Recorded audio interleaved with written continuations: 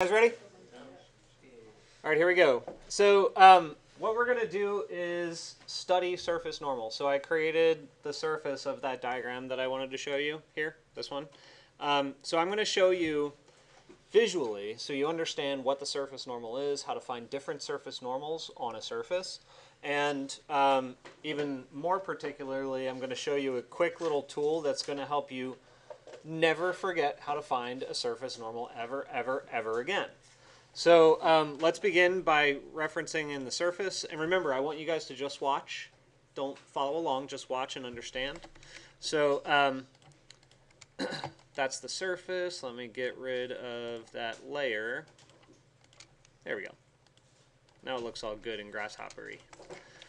All right, so what we've been doing so far is working on the centroid of the surface, right? So if I go to surface analysis area, I plug that in and I find the centroid. But remember, the centroid isn't really on the surface, right?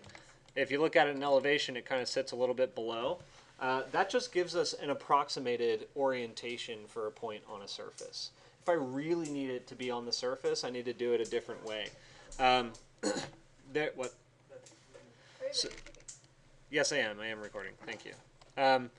So in order to find that, I think one of the ways I want to help to communicate this with you is I'm actually going to find a point using construct domain.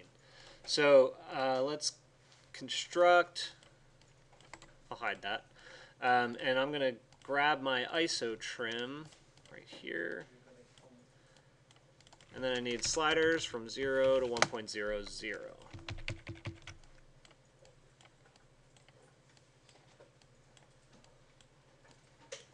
Alright, so I'm going to put my Vmax at 0.5 and my Umax at 0.5.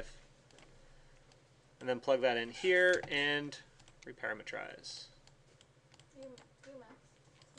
Oh, sorry, 0.5. There we go. All right, cool. So that gives us a subsurface that's 1/4 of that surface. So if I deconstruct that, plug that in here, I can grab my vertices, and I'll just need to make sure I grab the correct one. Slider, 0 to 3. Let's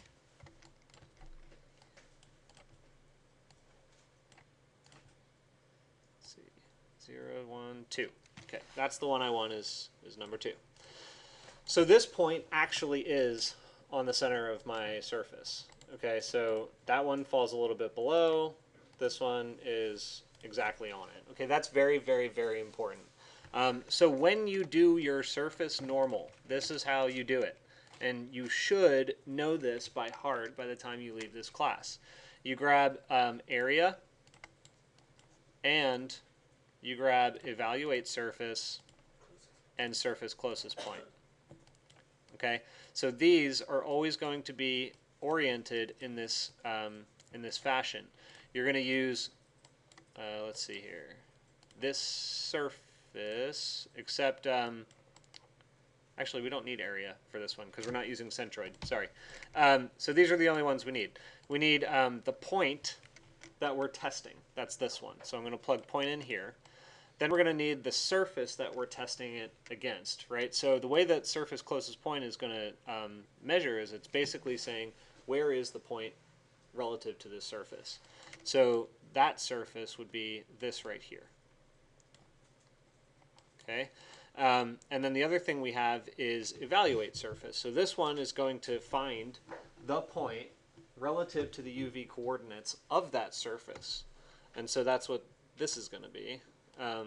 And then it's going to evaluate a plane on that point that's tangent to that surface. Okay, so what we wind up with here is a plane that lives exactly on that orientation.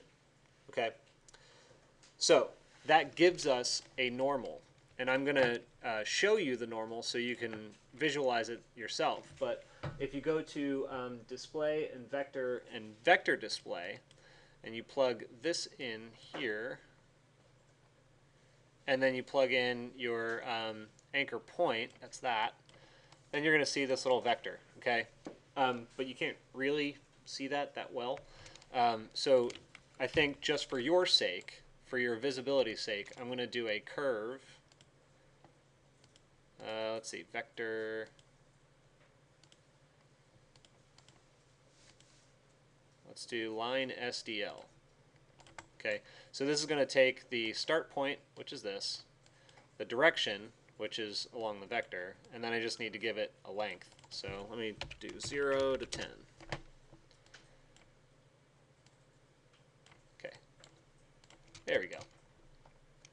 There's that line.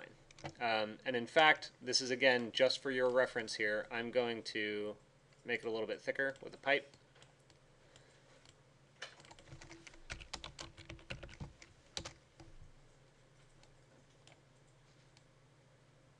Okay, there. Now you can really see it.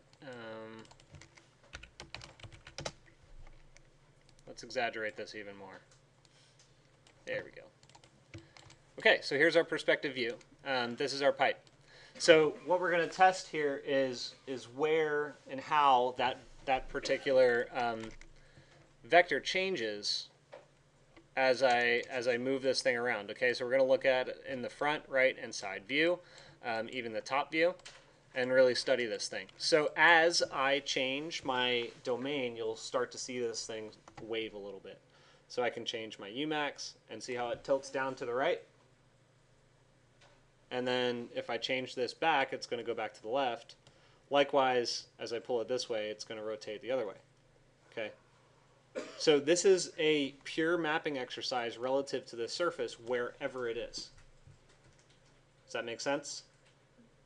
Okay. So one other thing that I think is important to know is this line and those vectors can be, depending on what type of system you're developing, if it's a point-based system for a singular exercise, or if it's a mapped grid of points on the surface, you can find, there are easier ways of finding the normal as well. For instance, if I use divide surface, let me go all the way back here. This is our original surface. I can plug that in here. Okay. And that just maps points across any warped surface in a regular grid. So it's very, very similar to using divide domain squared, except it only creates points, and it doesn't subdivide the surfaces. Okay, and no duplicate points. But anyway, what that gives you, notice how it looks very similar to the evaluate surface. It has points and it has normals. Well, theoretically, if I take this exercise here and move it down there, and I plug these in instead, there you can see all of the normals on that surface. Wherever those points are, of course. You know, so that is, you can change the number of subdivisions too, and it'll show more or less normals. Start with something like that.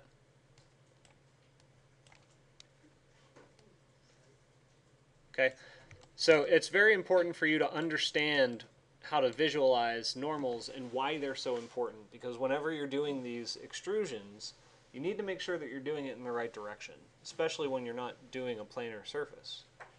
I mean, planar surfaces, even on a planar surface, if it's not exactly in the X, Y, or Z axis, you've got to find a normal somewhere.